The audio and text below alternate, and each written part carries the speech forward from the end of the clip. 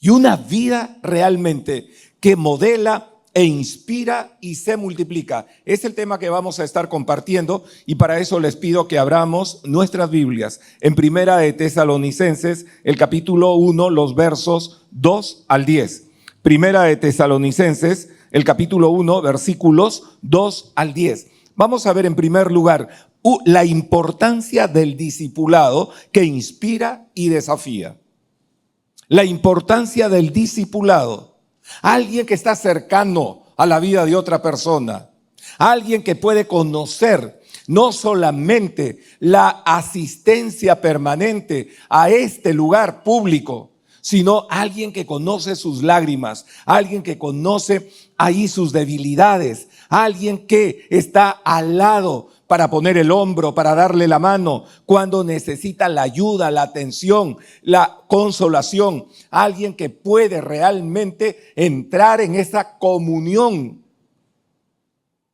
y el corazón se abre y se vuelca para compartir. Y esta es la experiencia que vemos aquí de una vida que modela, una vida que inspira, una vida que se multiplica. La importancia entonces del discipulado que inspira y desafía. Vamos al texto del verso 2 al 5. Miren lo que dice: damos siempre gracias a Dios por todos vosotros, haciendo memoria de vosotros en nuestras oraciones, acordándonos sin cesar delante del Dios y Padre nuestro, de la obra de vuestra fe, del trabajo de vuestro amor y de vuestra constancia en la esperanza en nuestro Señor Jesucristo. Porque conocemos, hermanos amados de Dios, vuestra elección. Pues nuestro evangelio no llegó a vosotros en palabras solamente, sino también en poder, en el Espíritu Santo y en plena certidumbre, como bien sabéis, cuáles fuimos entre vosotros por amor de vosotros. Y por supuesto, la clave de todo esto que movió a este hombre posteriormente a entregar su corazón y rendirse ante Jesucristo fue el amor de Dios que lo impactó. A pesar que era alguien que se sabía, una persona totalmente que no era útil para nada, el corazón totalmente confrontado frente a la majestad de Jesucristo.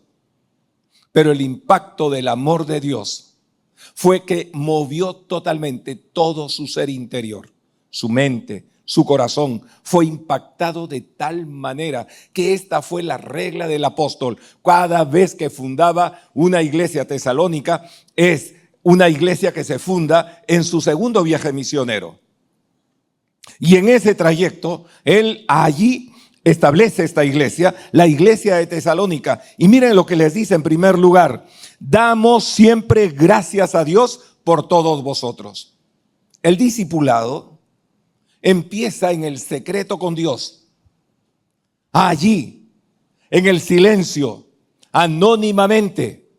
Cuando una persona empieza a poner la vida de las personas a quienes está discipulando, a quienes está enseñando, a quienes está guiando con el evangelio, allí se lo pone delante de Dios en oración, a favor de esa persona, para que Dios empiece a obrar de manera sobrenatural, de manera milagrosa y de manera excepcional en la vida de esa persona. Cuando una persona te abre su corazón, indudablemente te transmite la tragedia de su vida. Y muchas veces vienen con sus vidas hechas pedazos, que ni ellos mismos pueden saber si habrá esperanza o no habrá esperanza para sus vidas, totalmente impactados al darse cuenta de la forma como han conducido sus vidas hasta ese momento, llenas de quebranto, de dolor, de vergüenza por aquellas decisiones que tomaron de manera incorrecta. Y por supuesto, estas personas empiezan a manifestar en esa cercanía su situación, la condición de su corazón. Y no hay otra manera, ni nuestros consejos, ni nuestras palabras, ni nada lo que hagamos puede realmente cerrar la herida de ese corazón. Nadie puede transformar ese corazón, renovar la mente, cambiar el corazón de la persona. Ninguno de nosotros lo puede hacer. Por eso Pablo sabe y él dice, miren, damos siempre gracias a Dios por todos vosotros, haciendo memoria de vosotros en nuestras oraciones. La vida, la necesidad, la vergüenza, el dolor de esa persona, se la elevamos al único que puede hacerlo. Amén. El único que puede cambiar.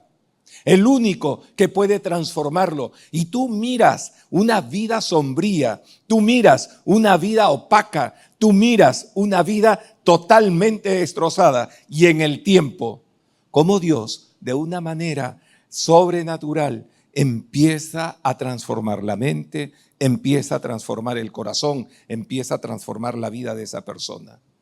Y esa persona empieza a experimentar la libertad en su corazón. La libertad del poder del pecado, la libertad de las experiencias negativas que la culpa permanentemente está asediando y golpeando ahí en su conciencia. Dios empieza a generar el impacto de la transformación en la vida de esa persona, porque ponemos la vida de esa persona delante de Dios.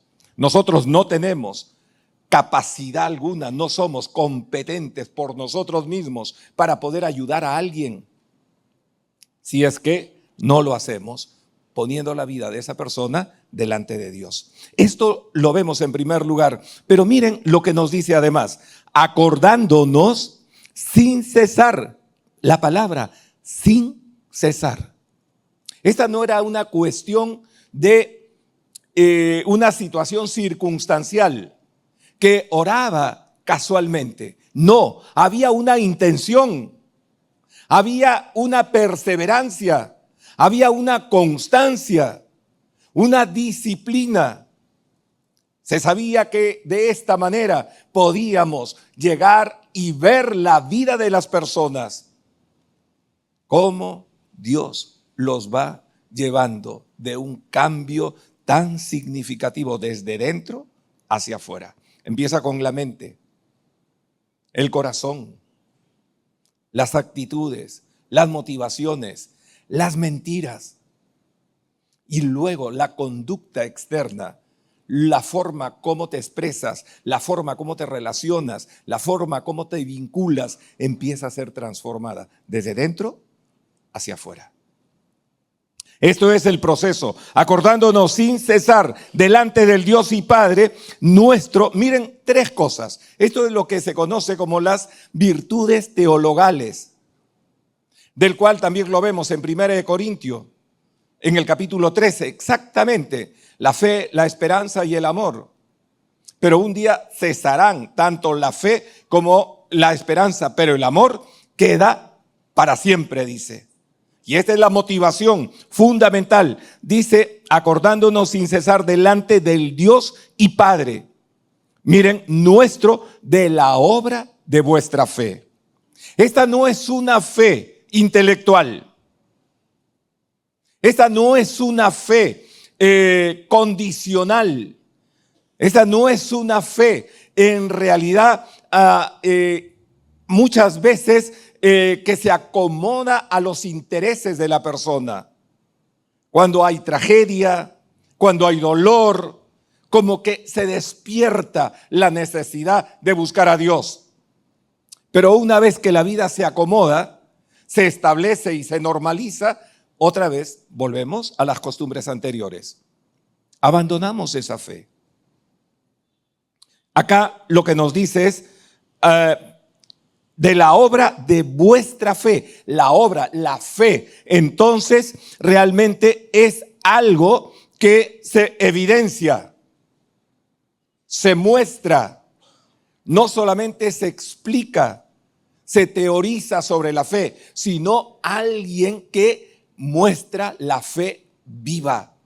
esa confianza que ha puesto en Jesucristo como su Señor y Salvador, y la palabra de Dios que se vuelve en el alimento permanente que nutre su mente, nutre su espíritu, nutre su corazón y se llena de ella. Esta es lo que hace que el proceso de la transformación por medio del Espíritu Santo empiece a evidenciarse.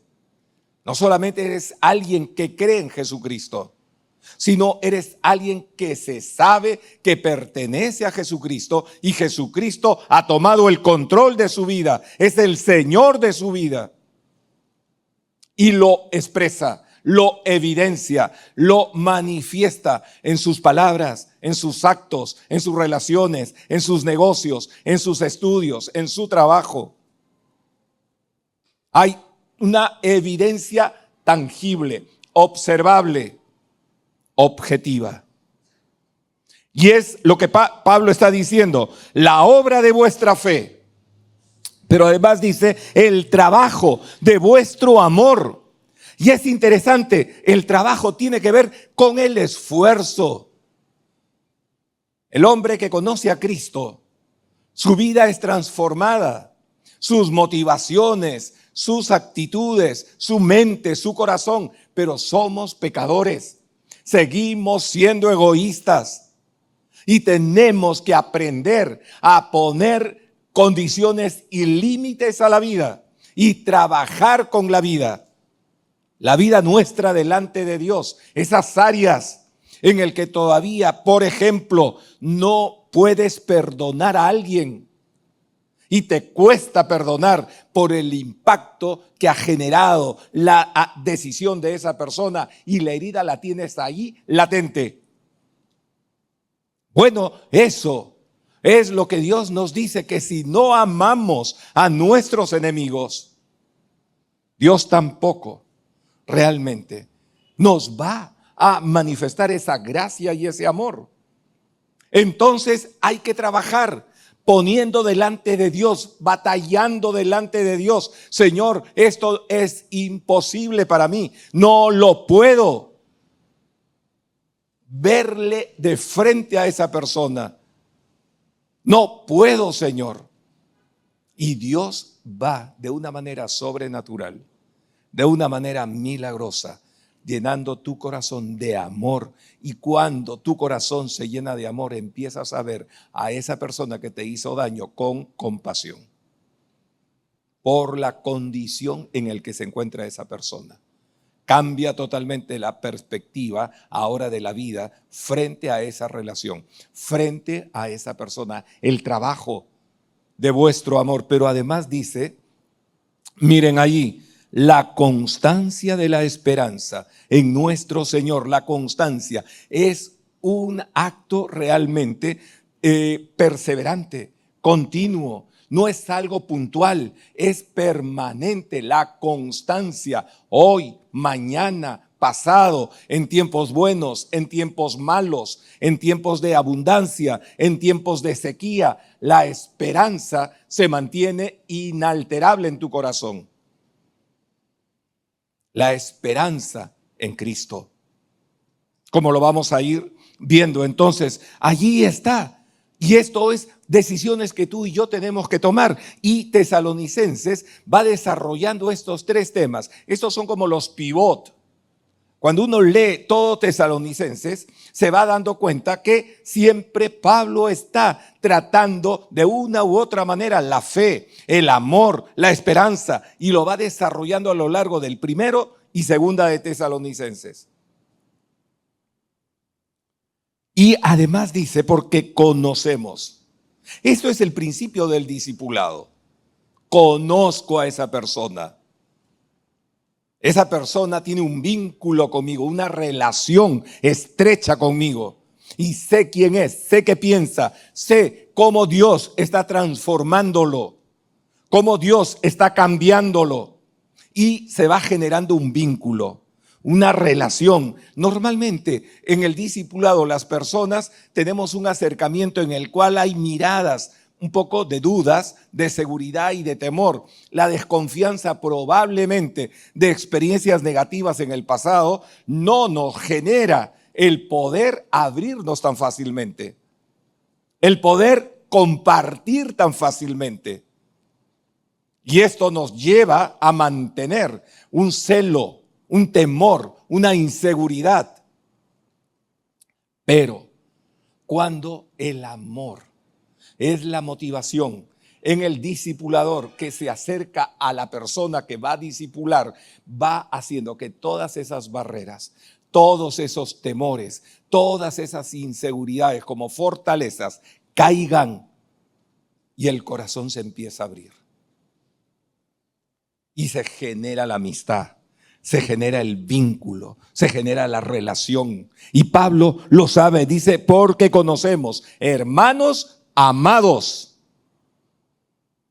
No son solo los hermanos, sino que son amados.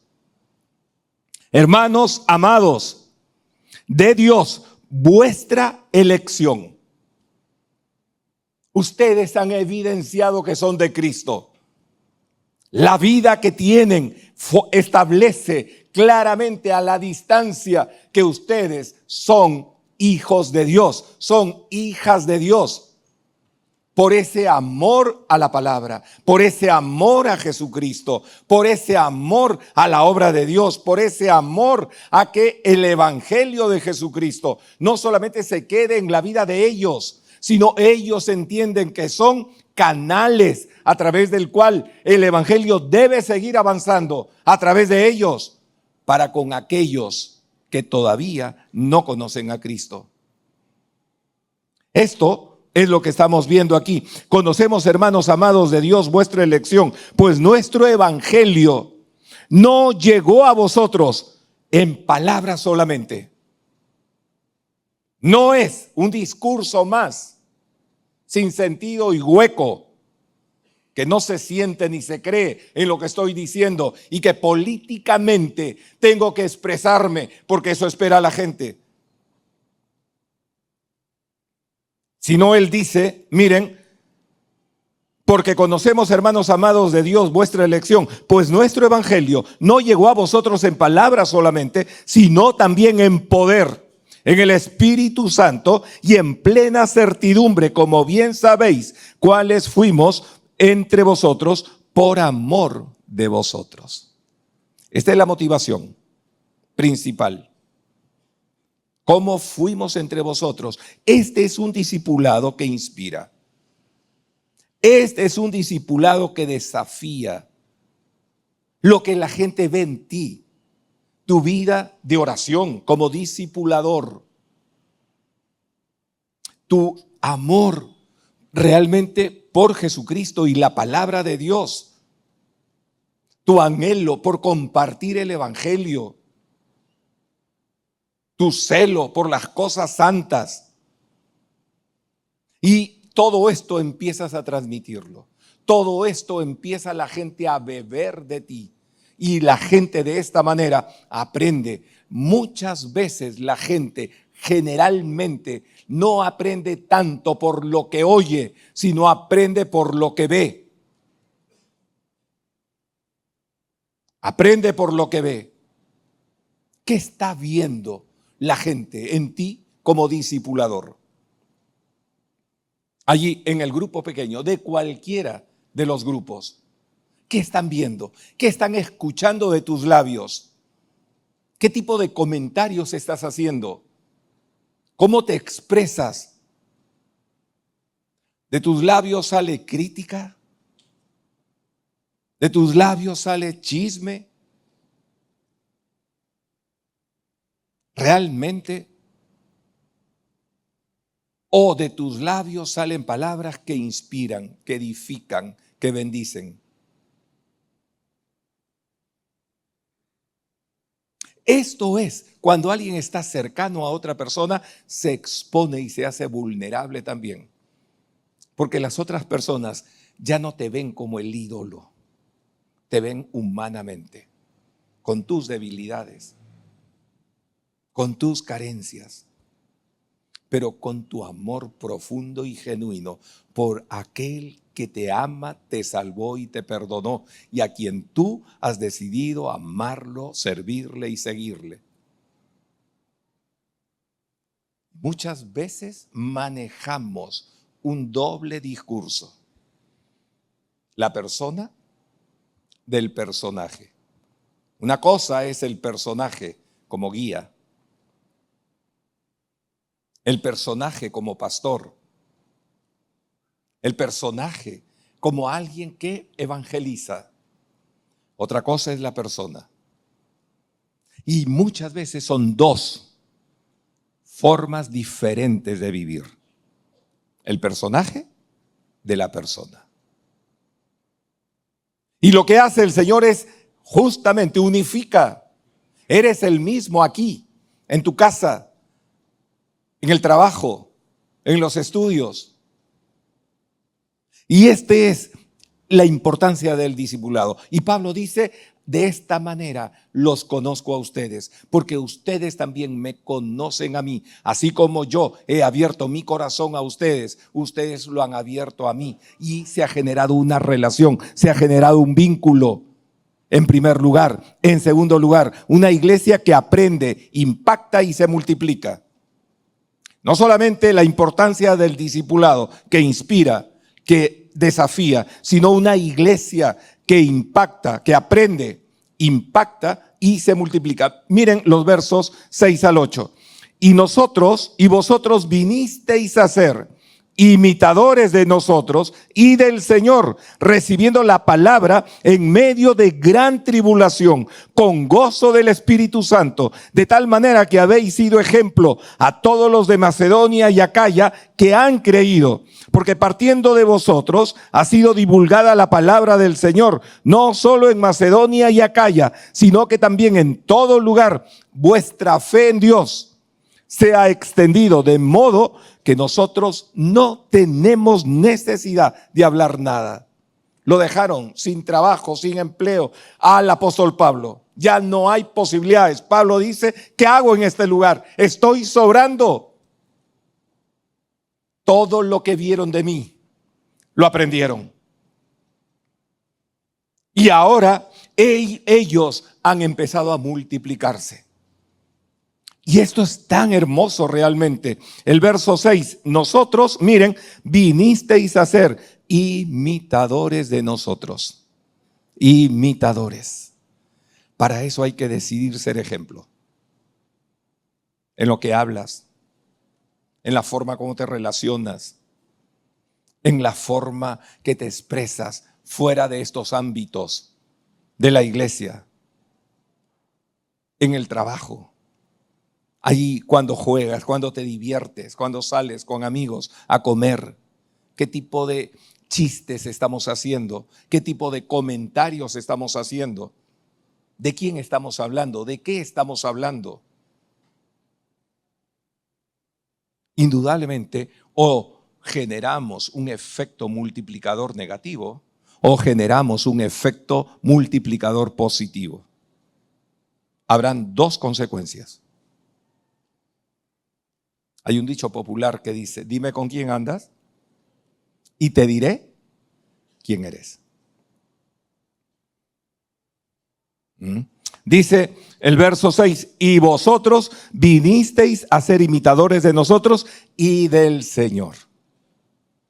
Y del Señor. Porque la vida de ellos los inspiraba a que ellos buscaran, aprendieran, se tomaran del Señor como el fundamento de su vida y de su fe. Del Señor, dice allí en el verso 6, recibiendo la palabra, miren, en medio de gran tribulación. La palabra no fue dada en un ambiente como el nosotros, de aparente estabilidad social, económica. Era todo lo contrario. El clima estaba tan convulsionado políticamente, económicamente, socialmente, donde el cristiano que afirmaba su fe públicamente era el blanco de las persecuciones, de ser encarcelado o probablemente de ser llevado a los tribunales para finalmente ajusticiarlo. Con expresiones como las que ya conocemos hoy en día, ¿no? Expresiones que empiezan a manifestarse, gente que se vuelven odiadoras y que empieza nuevamente algo de lo sombrío de aquellos tiempos a manifestarse en nuestros tiempos. Y un día te van a llamar que eres una persona odiadora y te van a catalogar como crímenes de odio. El hecho que no compartas realmente lo que la sociedad está aceptando como normal, por mantenerte firme en tu fe, inquebrantable en tu fe, donde tu fe no la negocias. Entonces empezarás a ser el blanco de los ataques. Y esto muchas veces dentro del seno de la familia. Muchas veces en el centro de trabajo. ¿Cuántas personas que trabajan cerca a ti saben que eres hijo de Dios? Saben que eres una hija de Dios. Saben que asistes a una iglesia. ¿Cuántas?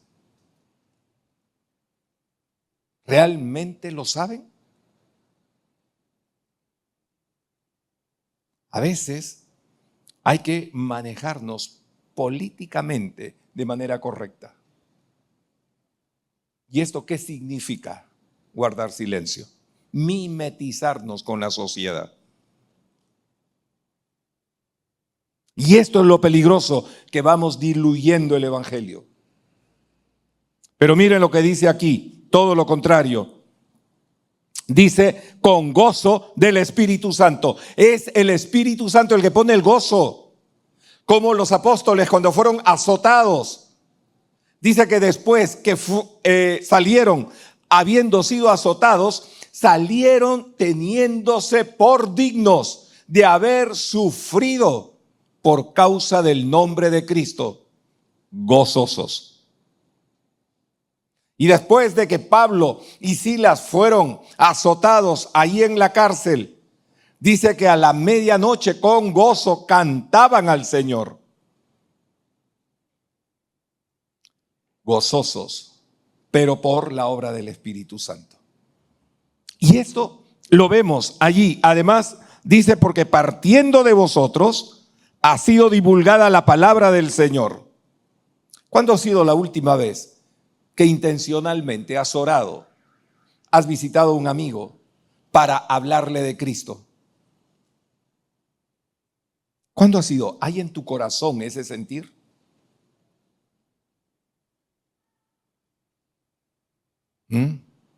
Tu primo, tu tío, tu abuelo, ¿estás orando por estas personas? Y estás buscando la oportunidad para de manera inteligente, de manera respetando a la persona, compartirles tu fe. ¿Hay esto en tu corazón? ¿Cuándo ha sido la última vez que compartiste el evangelio a una persona? ¿Cuándo ha sido la última vez que guiaste a Cristo a una persona?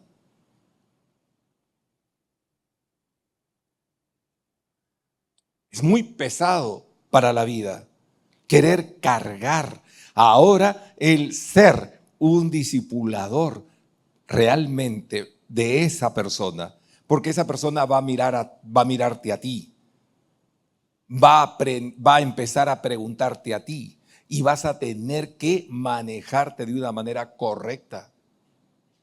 Y a veces queremos evitar eso. Las consecuencias por llevar una fe tibia, una fe que va acomodándose a las circunstancias. Pero cuando abres tus labios y predicas el evangelio, eso te hace responsable delante de Dios, delante de los demás espiritualmente. Dice, vosotros vinisteis a ser imitadores de nosotros y del Señor, de tal manera que habéis sido ejemplo a todos los de Macedonia y de Acaya que han creído. Miren el proceso, ellos imitan. Ahora ellos son ejemplo para otros. en que los otros los imitan. Y este es el efecto multiplicador. Los tesalonicenses imitaron a Pablo. Ahora los conciudadanos de Tesalónica, de Acaya, etcétera, ahora están imitándolos a ellos. Y de esta manera, a través del evangelio, se va multiplicando. Hay una cadena. Y lo vemos, una iglesia que influencia es así. Una iglesia que va salando, una iglesia que va bendiciendo. Porque partiendo de vosotros ha sido divulgada la palabra del Señor. Miren, no tuvieron que estar empujándolo. No tuvieron que estar diciéndoles, ya evangelicen, o vengan a orar, o vamos a empezar este programa evangelístico. Y casi es mucho más fácil mover a una montaña que a un cristiano.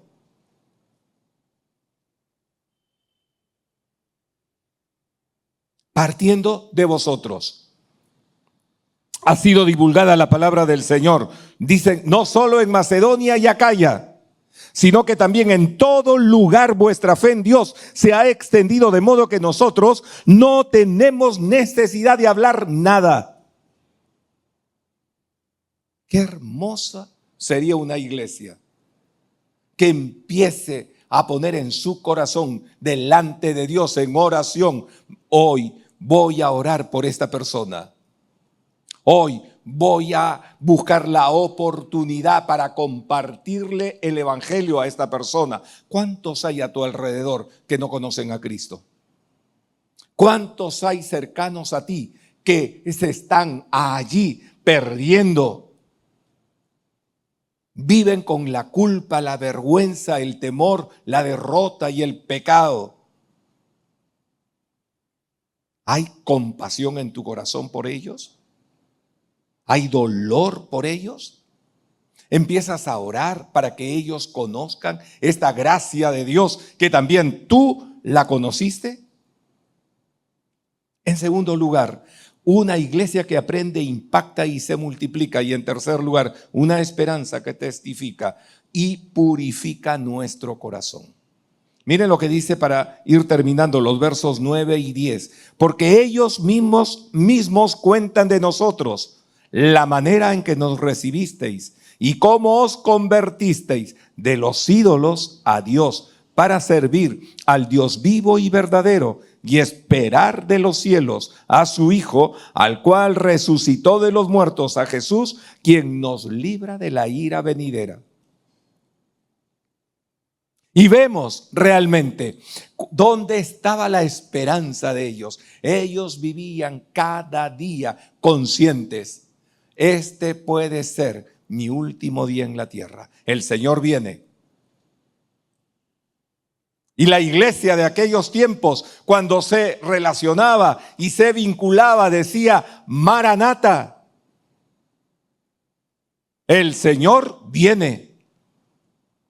Y vivían muy conscientes de las realidades eternas, de las realidades espirituales, de lo invisible, más que anclados en lo presente, en lo temporal, en lo material, llenándonos el corazón de angustias, llenándonos el corazón de envidias, llenándonos el corazón de deseos, queriendo lo que los otros tienen, anhelando lo que los otros pueden tener y yo no tengo, contaminando mi corazón por estar anclado en este mundo. Nuestra ciudadanía ya no es este mundo.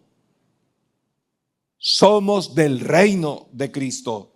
Ahí está nuestro corazón, ahí está nuestra ciudadanía. Vamos hacia esa realidad eterna. Y cuando tienes esta mirada en la vida y tu esperanza está puesta en lo eterno, en lo invisible, en lo espiritual, por supuesto que cuidas tu corazón de contaminarlo con pecados, porque sabes que puede ser hoy el día que el Señor te lleve para estar en su presencia. Esto es lo que nos dice la palabra. Miren cómo se convirtieron de los ídolos para servir al Dios vivo y esperar de los cielos a su Hijo. Esperar. Vivían con esa conciencia permanente. Esperar de los cielos a su Hijo, al cual resucitó de los muertos, a Jesús, quien nos libra de la ira venidera. Y miren, Primera de Juan, el capítulo 3, los versículos 1 al 3. Mirad cuál amor nos ha dado el Padre, para que seamos llamados hijos de Dios. Por esto el mundo no nos conoce, porque no le conoció a Él. Amados, ahora somos hijos de Dios y aún no se ha manifestado lo que hemos de ser. Pero sabemos que cuando Él se manifieste, seremos semejantes a Él, porque le veremos como Él es. Y todo aquel que tiene esta esperanza en Él, se purifica a sí mismo, así como Él es puro. Amén. Esta es la esperanza. Y esta es la conciencia permanente que ellos tenían y vivían conscientes. Hoy puede ser el último día, o vivir como si este fuera mi último día y mañana estaré con el Señor. Y esto te hacía consciente de cuidar tus vestiduras, no mancharlas, y cuidarlas. Te hacía vivir la realidad de la eternidad, no la temporalidad. De lo espiritual, no el materialismo. De lo trascendente, no lo frívolo.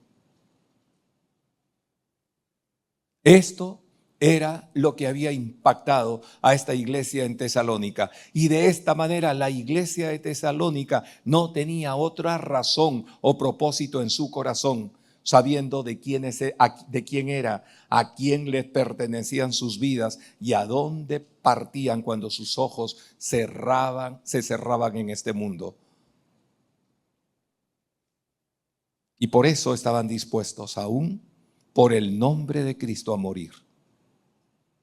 Porque no se aferraban a la vida.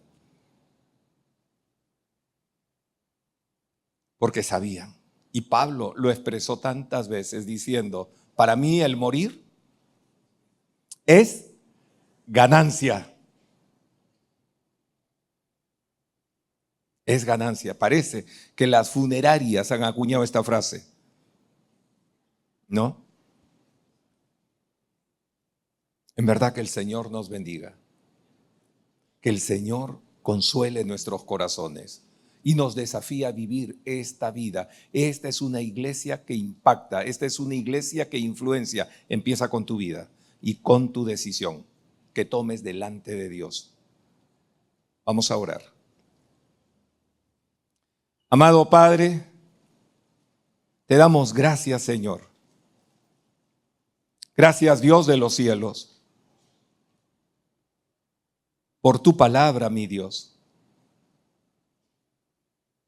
Y Señor, frente a ella, me doy cuenta cuán lejos está mi corazón de anhelar las cosas del cielo, de vivir aquí en la temporalidad, la eternidad, con una mirada puesta en lo invisible, en lo eterno. Dios amado, perdóname, Señor. Perdóname, Dios de los cielos.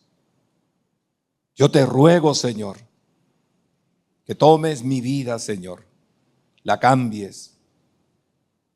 Señor, renueves mi mente.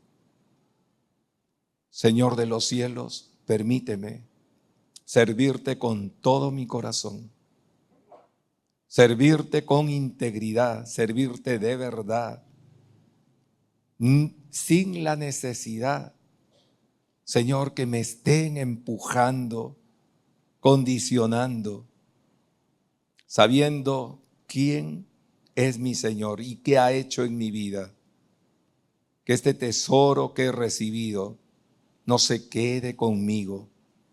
Este tesoro en vasos de barro, sea compartida a tantas personas con tantas y profundas necesidades.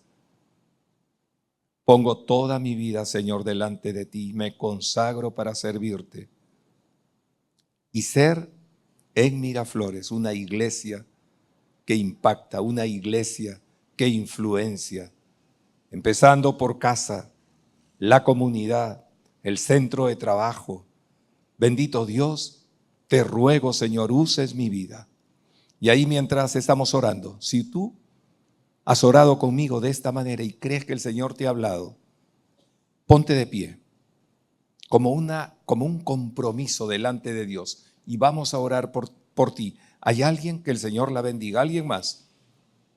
Que el Señor lo bendiga. ¿Alguien más? Que Dios lo bendiga. Que el Señor la bendiga. ¿Alguien más? Ponte de pie y vamos a terminar orando. ¿Alguien más? Si crees que Dios te ha hablado,